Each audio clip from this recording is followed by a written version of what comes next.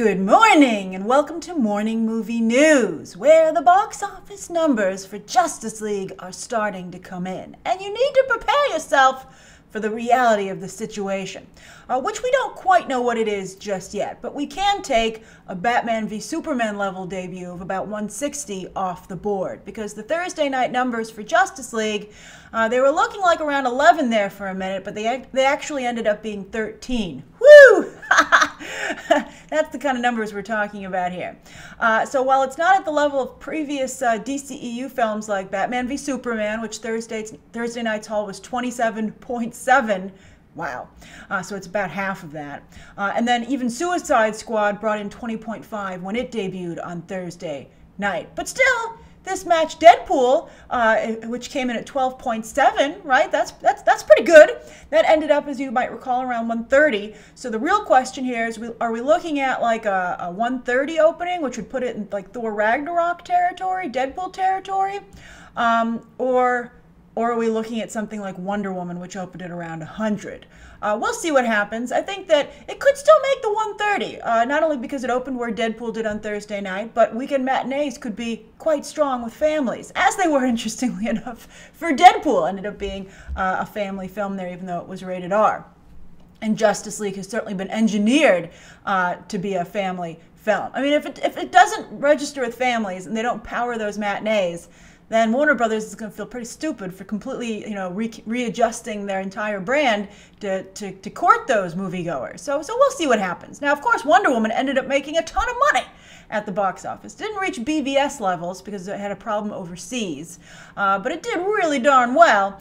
So you might think, oh, so what if it opens at Wonder Woman level at around 100? That would be fine.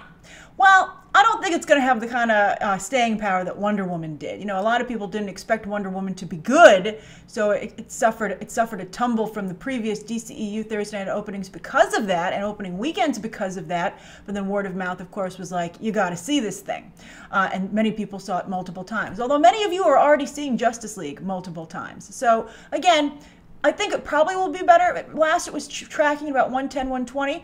It would be great to see it get to 130. We'll see. But I think that, well, we're going to talk more about this with the viewer question. But, whether or not DC did the right thing is going to be answered in large part by the box office weekend, and what the future of DC, the DCEU is going to be answered by the box office weekend numbers. So those are very important numbers indeed. And the first results to come in are not great. All right, so anyway, that's the first story of the day. Oh, by the way, I want to remind you, if you'd like to be included in Movie Math on Monday in the ticket montage for Justice League, I'm already getting so many great pictures from you guys. It's beating Thor Ragnarok in that regard. Way more pictures than I got for Thor Ragnarok already. Be sure to tweet me a picture of yourself at the theater or with your ticket at home, but you have to either have the ticket clearly in the photo or, the standee at the theater or the poster or be in your seats, etc. to make the montage. You have to tweet that to me by, let's say, early evening Sunday to make the cut. And I'm looking forward to continuing to see all your pictures throughout the weekend. All right, so second story of the day. I promised that I would talk about this because I was so blown away by this story when it debuted yesterday. I tweeted about it and I was like, I believe I said this is effing brilliant. I'll talk about it on Morning Movie News tomorrow. So here we are. So Fox was not purchased by Disney, although they have a lot of suitors, apparently, to buy their entertainment division. So it won't be called Fox for much longer. It'll be somebody else's mutants. But, the X-Men brand is still moving ahead strong, and I guess they feel whoever acquires Fox, one of the crown jewels of the acquisition will, of course, be their X-Men movies. And I think that's certainly the case. They just had a very strong teaser for Deadpool 2, Wet on Wet. I thought it was really good, actually. So anyway, Simon Kinberg has emerged as the Kevin Feige for Fox, not only handling, of course, their Merry Mutants, but all their Marvel brands. And even after he's made some major mistakes, he was part of the restructuring on the last Fantastic Four movie, which, again, studio meddling, it rarely saves a picture. I think when it's late in the game. I think if studio suits, I don't know why they wait so long to be like, uh-oh. I think they should maybe have some of these concerns at the scripting stage, and the casting stage, and hiring the director stage. But anyway, Simon Kinberg started out as a very prolific screenwriter. Disney's hired him as well to work on several Star Wars properties. Then he's moving up to director. He's doing, of course, the new Dark Phoenix saga, and he also does quite a bit of producing at this point, largely for Fox. But I think with this new film that he's put into motion, he's hit the bullseye. I think this could be a new Deadpool for Fox. I feel that good about it. So what is it? First of all, to write it, Simon Kinberg is only producing. The person who's going to write it is the discarded Wonder Woman writer, Alan Heinberg, and I think soon to be Oscar-nominated Wonder Woman writer. It's a real shame that he's not working on the sequel for Wonder Woman, but I'm so happy that he has not only landed on his feet. It's a little bit like Tim Miller being kicked off of Deadpool, right? I mean, he really landed, well, I hope he landed on his feet with Terminator, but I think this is an equally amazing follow-up gig. You know, what a consolation prize. All right, so anyway, he's writing Multiple Man for James Franco, aka the character named Jamie Madrox. Now, some of you might be like, "Oh yeah, wasn't he in X-Men: The Last Stand, played by, I believe, by Eric Dane, where he just could create multiple versions of himself? Just lots of dupes. Like the idea is, if you hit Jamie Madrox, any physical force that he either puts on himself, he could tap himself to create a dupe, or if someone hits him, etc., he, another Jamie Madrox pops out, right? So it's always funny because if you fight Jamie Madrox, it'll be many against one. All right, so it's great. But anyway, the comics did a really smart job developing this character, where they came up with the great twist that every time he duplicates himself, that new dupe has a distinct personality. And I think that's fabulous. And it really raises the stakes is that when Jamie Madrox reabsorbs them, they die. It's not like they can come back ever. It's the end of them. And so there's a little bit of a sadness and also a little bit of reluctance on the part of some dupes to be reabsorbed. For instance, there was a great side story that one of them ran away and became like a minister with a family. And, Jamie Madrox, Multiple Man, found him and was like, I feel kind of bad reabsorbing him. He has a life here. It was very, very good. It was a great comic, great comic. That was, as I said, a side plot. And the main storyline was that he opened a private detective agency. And so I think this sounds like a really great setup for a movie, right? A mutant detective, private detective. He has a couple of other mutants working for him, to be some heavy hitters, his muscle if he needs it. And so I think you have on your hands a lower budget comedy in the vein of Deadpool. I mean, Multiplicity did pretty much the same thing with Michael Keaton back in 1996 for just $45 million. Now, of course, you have to account for inflation, but that's still pretty darn cheap with 1996 visual effects. So imagine what they could do today. I think this is just absolutely fabulous idea. And also one of you pointed out, though, that James McAvoy, another James, is doing Split, now the Glass follow-up, Unbreakable is becoming finally returning. But there, James McAvoy is only one personality at a time, whereas James Franco will be on the screen, multiple versions of James Franco will be on the screen at once, and they'll all have different personalities. I can see why James Franco was into this. I think this is amazing. This is such a good idea. This is like, make it as soon as you possibly can. I wish you already had. And also, it provided bonus news. Bonus news! Oh, I love it. I'll try to come up with more bonus news in the future. It's such a fun idea. So anyway, in the story, it was revealed that the reason that Simon Kinberg already has a good working relationship with James Franco is that they're working on the Hardy Men, aka the Hardy Boys, all grown up. This was a great idea, but it's one of those ideas that's floating around Hollywood forever. Ben Stiller for a long time wanted to make the Hardy Men. Sometimes when those ideas float around forever and then finally get made, it don't turn out so good. But I hope this does. And the idea is that the Franco brothers, James and Dave, will star as the grown-up Hardy Boys who are still solving crimes. Or maybe they've given it up and they get pulled back in. It's ripe for comedy. These guys are using, Disaster Artist hasn't even opened yet, and they're really using that momentum to get a lot of great projects for themselves. Ah, fabulous. I loves it. All right, so that's the second story of the day. Now, the third story of the day is, look who finally got some good news. Sony. They just lost Bond, at least domestically. They're still in the mix, I believe, for the international distribution, where Bond does make a big chunk of its change. But anyway, they won the Tarantino movie. What? And I can't believe Tarantino would pick Sony. I really felt he should go to Warner Brothers. But anyway, Sony's going to distribute it, his 9th film, second to last if he keeps his word. And of course, as we just discussed yesterday, David Heyman, the Harry Potter and Paddington producer, is producing this one. Love it. Now, this is rumored to be about the Manson murders, and Charles Manson was just in the news for being gravely ill and having to be taken to the hospital.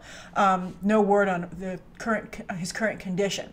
But this is going to revisit that material, which, is also kind of touched on done in Mindhunter on Netflix. Fabulous show. If you haven't watched Mindhunter, do yourself a favor and watch it. It's pretty grisly though, so make sure you're okay with that kind of stuff. Not so much visually grisly, but the discussion topics are both grisly and very rated R. All right, so anyway, Margot Robbie's in the mix to play Sharon Tate, although, you know, quite unsympathetically, I believe Sharon Tate's sister said Jennifer Lawrence wasn't attractive enough to play Sharon Tate. I thought that was a pretty tasteless, weird way to prioritize things, right? But anyway, I guess Margot Robbie is. I mean, who would want to follow up that comment, right? It's just such an unfortunate situation. Hopefully that story will just go away. But anyway, Margot Robbie to play Sharon Tate, and then that's going to be a really rough role. All right, so then anyway, Tom Cruise, Brad Pitt, and Leonardo DiCaprio, what a list, are circling for the 2 male leads, but all 3 apparently could still be in the movie, even if they're not all the, you know, even if it doesn't, whoever doesn't get one of the male leads, apparently maybe there's another role waiting for them. It's not clarified. But wow, what a movie. To have that cast, Margot Robbie, Tom Cruise, Brad Pitt, and Leonardo DiCaprio for Tarantino, I like it because, you know, he always does ensemble casts. This is a good way to mix it up and not make it just seem, you know, Steven Soderbergh, I think, suffered from that too. Eventually all his movies kind of seemed like they were like the same. And so, of course, Tarantino's coming off The Hateful Eight, which I absolutely adored. And that was, you know, that cast has a very different feel than this cast. And so I think that's very clever of Tarantino. I really love it. He, of course, will get a barrage of Weinstein questions whenever he emerges to promote this movie, but it hasn't even been shot yet, so we'll see it. He'll not be able to escape it. So he has a lot of time to work on the answers to those questions he will undoubtedly be asked. That's the whole reason he's moved to Sony, because, well, not only because Weinstein, the company's going away, but also because he didn't want to be associated with that brand anymore for obvious reasons. Although, of course, the question is, he was okay with it when it was not obvious reasons. All right, so anyway, movie sounds great. Let's see, you know, can Sony market it? They can't market anything else, but a movie like this sells itself. I guess the real question is, can Sony publicity handle the trickiness of the Weinstein complication? We'll see. All right, so the viewer question comes from Super Shanko, and Super Shanko, circle back to the first story, says, question, Grace, I'll keep it short and sweet. Had there been no issues with Snyder and he did Justice League 100%, without Whedon mixing in is what Super Shanko means, do you think it would be judged better or worse? Great question. We have to see what the box office is again, so this is, you know, I'm putting a little asterisk to my answer because it could change when I see what the box office numbers are.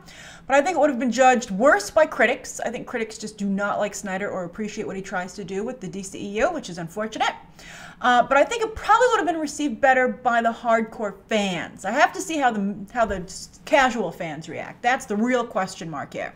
But as for the hardcore fans, I think that they would have reacted better to the film itself in terms of how they feel about it. But I also think you won't see people championing this movie like they did Batman v Superman, and even to some degree Man of Steel. I think the Justice League is what it is. It's a play for cash. It's casting the widest net possible. And as I said in my spoiler review, which went up last night, it's a pause/pivot for the franchise. So it's a placeholder, you know, it is what it is. But I mean, there's nothing really to like go to the mat for. And maybe Warner Brothers will appreciate that. They're like, yes, please don't fight about this anymore. We just want to move on. And you know, maybe Justice League is a palate cleanser, and we'll see if, you know, maybe we'll look back at this and be like, what was a genius move? It was great. Good job, guys. But as for whether or not a 100% Snyder movie would have worked, I think it would have probably been a very similar situation to BVS. But I think it wouldn't have. I think you wouldn't be seeing an improvement in the box office numbers, though. Come to think of it, because I think that there are too many casual fans who wouldn't go because they didn't like BVS, and I also think the critics would have just been out for blood with another Snyder film because they just again really don't like what he's come up with here, and so the Rotten Tomatoes score would have been even lower.